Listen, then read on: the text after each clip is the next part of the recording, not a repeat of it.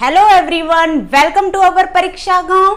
आज की क्लास में हम कुछ नया सीखेंगे, कुछ नया जानेंगे। तो जल्दी से आप अपने परीक्षा गांव चैनल को, जिसमें नॉन टेक प्लस टेक दोनों की क्लासेस अवेलेबल हैं, इसको जल्दी से लाइक, सब्सक्राइब और ज्यादा से ज्यादा शेयर कर दीजिए, प्लस बेल आइकन को जरूर प्रेस कर दीजिएगा। तो आज हम फिजिक्स के क्लास में वायुमंडलीय दाब अर्थात एटमॉस्फेरिक प्रेशर पढ़ने वाले हैं, ठीक है ना। तो इसके क्लास को पढ़ने से पहले यदि आपने हमारी पहले की क्लास प्रेशर वाली क्लास नहीं पढ़ी है तो उसे जरूर पढ़ लीजिएगा। तो आते हैं हम अपने एटमॉस्फेरिक प्रेशर की तरफ। तो हमारा क्या होता है, ये हमारी क्या है, पृथ्वी है, ये हमारी क्या है, अर्थ है। अर्थ हमारा क्या होता है, एक एटमॉस्फेयर, एक वायुमंडल एग्जिस्ट करता है। अब इस वायुमंडल में क्या होता है, छोटे छोटे क्या होते हैं, मॉलिक्यूल्स होते हैं। जैसे कि आप देख रहे हो, छोटे छोटे मॉलिक्यूल्स होते हैं जिनका कुछ ना कुछ एक वेट होता है, कोई भार होता है, तभी तो ये अंडर ग्रेविटी में एग्जिस्ट करते हैं अर्थ के, ठीक है ना। तो इनका कुछ ना कुछ वेट होता है। अब वेट है तो ये पृथ्वी पर कुछ ना कुछ क्या लगा रहे होंगे, बल लगा रहे होंगे, ग्रेविटेशनल फोर्स लगा रहे होंगे, भले ही वो कम ही क्यों ना हो। अब जब ये ग्रेविटेशनल फोर्स लगा रहे हैं तो पृथ्वी के एकांक क्षेत्रफल पर ये जब बल लगा रहे हैं तो अर्थात हम कह सकते हैं कि दाब भी लगा रहे होंगे, अर्थात प्रेशर भी लगा रहे होंगे, क्योंकि हमने पढ़ा है कि एकांक क्षेत्रफल पर लगने वाला बल ही क्या कहलाता है, दाब कहलाता है। तो कुल मिला के कह सकते हैं कि एटमॉस्फेयर में, वायुमंडल में ये जो छोटे छोटे मॉलिक्यूल्स होते हैं,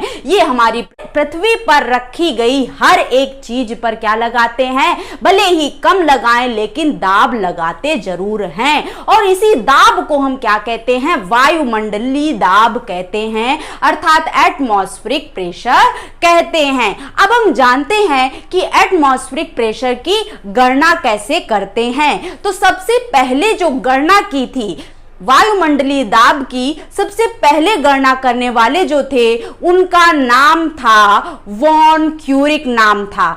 इसके बाद हमारे ये देख रहे हैं आप इवेंजेस्टिका टॉरिसेली, ये आए और इन्होंने क्या किया, एटमॉस्फेरिक प्रेशर की गणना करने के लिए एक इंस्ट्रूमेंट दिया, ठीक है ना। और उस इंस्ट्रूमेंट को हम क्या कहते हैं, तो उस इंस्ट्रूमेंट का इन्होंने नाम दिया बैरोमीटर। क्या दिया, बैरोमीटर दिया। जैसे कि आप ये देख रहे हो, बैरोमीटर यहाँ पे क्या कर रहे हैं, यूज कर रहे हैं। तो ये आप देख रहे हो बैरोमीटर का हमारा फिगर है। बैरोमीटर में हमारा क्या होता है, एक हमारा वेसल होता है, एक हमारा क्या होता है, टैंक टाइप का होता है, वेसल होता है। उसमें हमारा क्या भरा रहता है, मरकरी भरा रहता है। और साथ ही साथ आपने केमिस्ट्री लैब में गए होंगे तो आपने देखा होगा एक टेस्ट ट्यूब। ये हमारी क्या होती है, टेस्ट ट्यूब, जिसका एक सिरा जो होता है वो खुला होता है, वहीं दूसरा सिरा क्या होता है, बंद होता है। उसी टेस्ट ट्यूब को यहां पर वेसल के अंदर क्या किया गया है, इन्वर्टेड रख दिया गया है, अर्थात उल्टा क्या कर दिया गया है,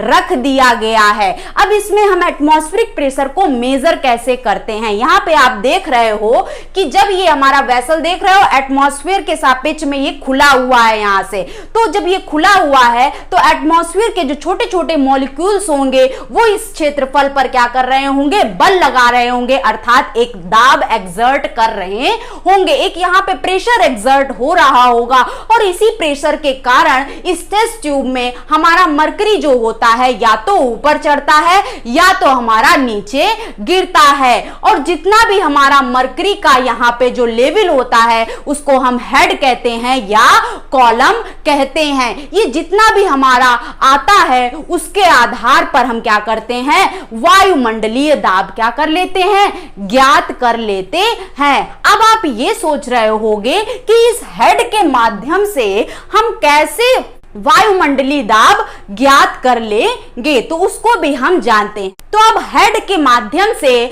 हम वायुमंडलीय दाब कैसे ज्ञात करें उसको भी हम जानते हैं। आपको मैंने कल पढ़ाया था, इसके पहले वाले लेक्चर में मैंने आपको बताया था कि दाब बराबर बल बटा क्या होता है, क्षेत्रफल होता है। अब आपको पता है कि बल बराबर क्या होता है, द्रव्यमान गुणा गुरुत्वीय त्वरण होता है, अर्थात F बराबर mg होता है, ठीक है ना। और आपने एक ये भी डेरिवेशन पढ़ा होगा कि जो घनत्व होता है वो क्या होता है, द्रव्यमान बटा क्या होता है, आयतन होता है। अब इस फॉर्मूले से अगर आप द्रव्यमान का मान निकालोगे तो क्या आ जाएगा, घनत्व गुणा आयतन आ जाएगा, ठीक है ना। अब इस द्रव्यमान की वैल्यू आप कहां पे रख दो, दाब वाले एक्सप्रेशन पे जब आप रख दोगे तो आपको क्या प्राप्त होगा, आपको प्राप्त होगा दाब बराबर घनत्व गुणा आयतन गुणा g बटा a प्राप्त हो जाएगा, इतना प्राप्त होगा।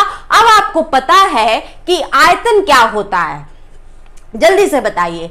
आयतन आपका क्षेत्रफल गुणा क्या होता है, हाइट होता है, अर्थात ऊंचाई होता है। ऊंचाई में हम क्या ले लेंगे, जो अभी आपने देखा मरकरी का जो हाइट आया, मरकरी का जो हेड आया या लेवल आया, उसी को हम ले लेंगे। तो यहां पे आपका कुल मिला के क्या हो जाएगा, दाब बराबर घनत्व गुणा क्षेत्रफल गुणा ऊंचाई, जिसको हम h ले रहे हैं, गुणा g बटा a हो जाएगा। a से a कैंसिल आउट हो जाएगा, तो कुल मिला के आपका जो दाब आएगा वो रो जी एच आएगा, अर्थात घनत्व गुणा गुरुत्वीय त्वरण गुणा ऊंचाई आ जाएगा, ठीक है ना।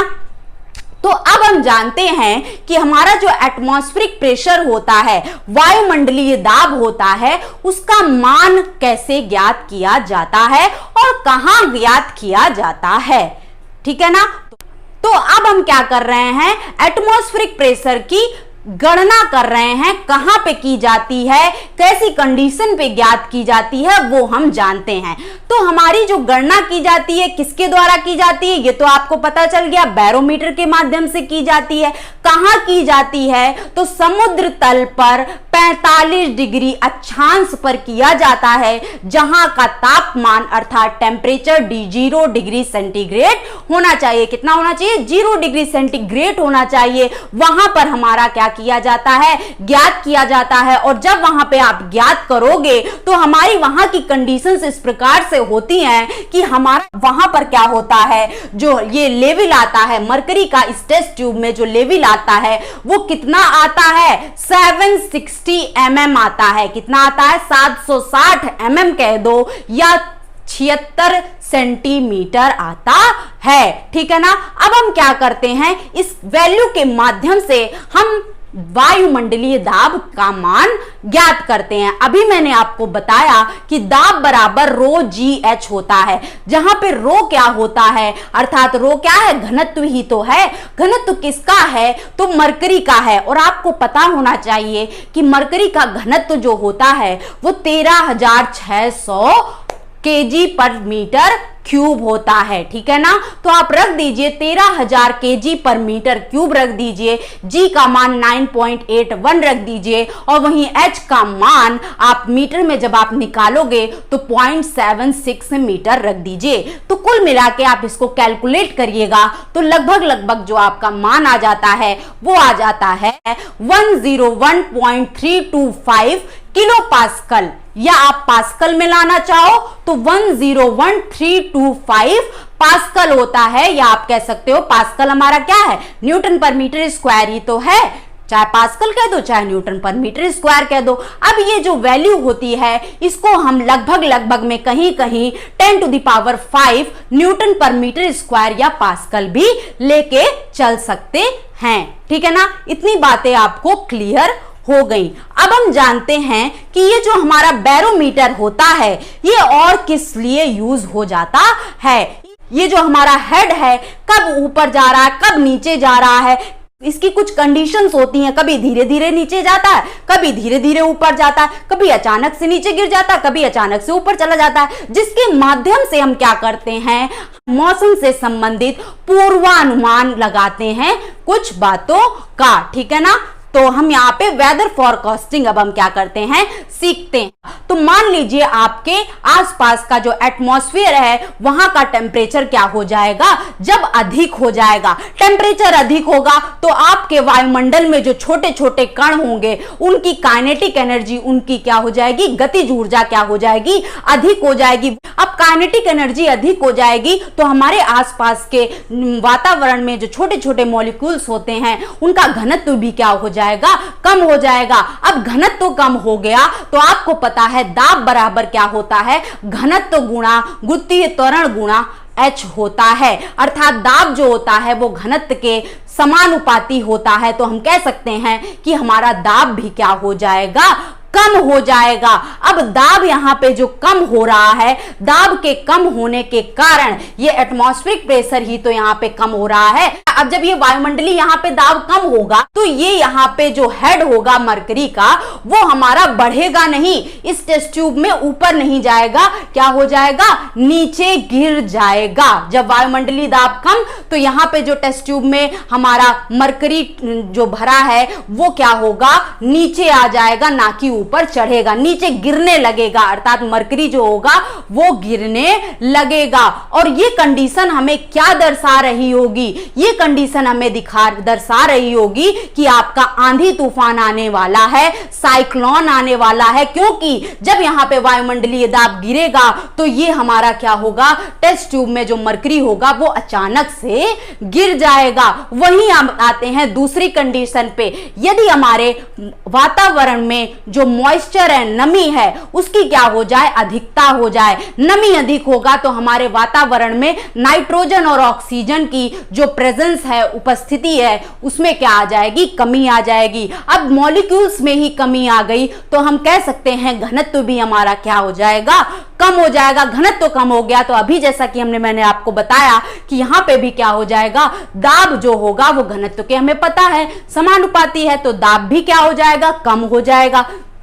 लेकिन इस कंडीशन में जो दाब कम होगा वो आपका क्या होगा, जब दाब यहां पे कम होगा तो इस कंडीशन में हमारा ये जो मरकरी में लेवल है वो अचानक से ना गिर के वो धीरे धीरे धीरे धीरे धीरे धीरे गिरेगा। अब जब यहाँ पे मरकरी धीरे धीरे धीरे धीरे गिर रहा है तो ये कंडीशन हमें क्या दर्शा रही है, ये कंडीशन हमें दर्शा रही है कि हमारी बारिश आने की संभावना है। तीसरी कंडीशन पर आते हैं। तीसरी कंडीशन हमारी क्या कहती है कि यदि हमारे वातावरण में जो नमी है वो क्या हो जाए, वो उसकी कमी हो जाए। यदि हमारे वातावरण में नमी की मात्रा क्या हो जाए, कम हो जाए, अर्थात हम कह सकते हैं कि हमारे वायुमंडल में नाइट्रोजन, ऑक्सीजन जैसी जो गैसेस होते हैं उनके मॉलिक्यूल्स की अधिकता हो रही है, अर्थात हम कह सकते हैं कि वहां पर क्या हो रहा है, घनत्व क्या हो जा रहा है, बढ़ जा रहा है। घनत्व बढ़ जा रहा है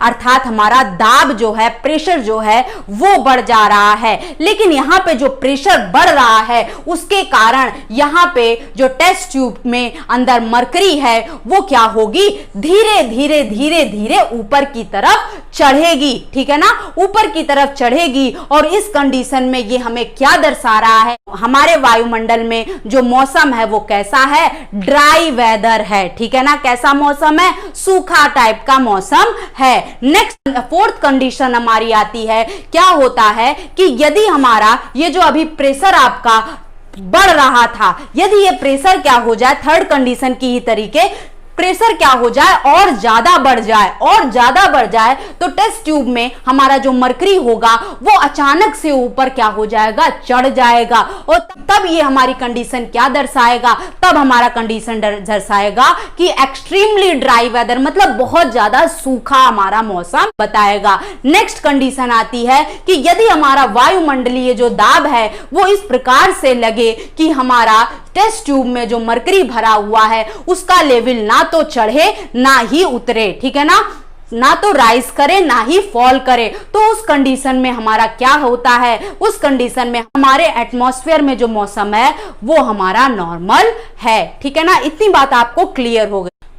तो अब हम जानते हैं कि भूपृष्ठ से जैसे जैसे हम ऊपर की ओर जाएंगे वैसे वैसे हमारे वायुमंडलीय दाब पर क्या प्रभाव पड़ेगा। तो आप देख रहे हो ये हमारा क्या है, समुद्र है। ये हमारा क्या है, समुद्र है। समुद्र के कुछ ऊंचाई तक आप जाओगे तो आप देख रहे हो कि वायुमंडल में जो छोटे छोटे मॉलिक्यूल्स हैं वो देखिए कितना पास पास हैं, कितना पास पास हैं। उसके बाद और ऊपर जाओगे तो देखिए वायुमंडल में जो मॉलिक्यूल्स है कितना दूर दूर हो गए हैं। इसके बाद आप और ऊंचाई पर जाओगे तो आपके जो मॉलिक्यूल्स होंगे वो और ज्यादा दूर दूर हो जाएंगे। कहने का मतलब ये है यहां पास पास, यहां और दूर दूर, यहां और दूर दूर। अर्थात हम कह सकते हैं जैसे जैसे हम नीचे से ऊपर भूपृष्ठ से जैसे जैसे हम ऊंचाई पर जाते जाएंगे वैसे वैसे हमारा घनत्व क्या होता जाएगा, कम होता जाएगा। और हमें पता है कि दाब घनत्व के समानुपाती होता है। अर्थात हम कह सकते हैं कि भूपृष्ठ से जैसे जैसे हम ऊपर जाते जाएंगे वैसे वैसे हमारा वायुमंडलीय दाब जो होगा वो कम होता जाएगा। अब हम चलते हैं इसी के माध्यम से कुछ एग्जाम्पल्स बताएंगे, उसके माध्यम से आपको कुछ और जानकारी प्राप्त होगी। तो अब आप यहाँ पे फिगर में आप देख रहे हो एक पर्सन है। अब ये पर्सन जो है वो भूपृष्ठ पर खड़ा है जैसे कि हम लोग खड़े हैं। अब आपको पता है कि हम लोगों में क्या होती हैं, वेन्स होती हैं जिसमें हमारा जो ब्लड है वो एक निश्चित प्रेशर में क्या करता है, फ्लो करता है। अब ये जो दाब हमारे बॉडी के अंदर का जो दाब होता है वो क्या हमारे वायुमंडलीय दाब से अधिक होता है या कम होता है या लगभग बराबर होता है। तो आप यही कहोगे कि लगभग बराबर होता है, अर्थात इक्विवेलेंट होता है, तभी हमको वायुमंडलीय दाब महसूस नहीं होता है। ठीक है ना, हमें कोई यहां पे नुकसान नहीं पहुंचता है। लेकिन जैसे जैसे हम क्या करते जाएंगे, भूपृष्ठ से ऊंचाई की ओर बढ़ते जाएंगे वैसे वैसे हमें प्रभाव पड़ने लगेगा।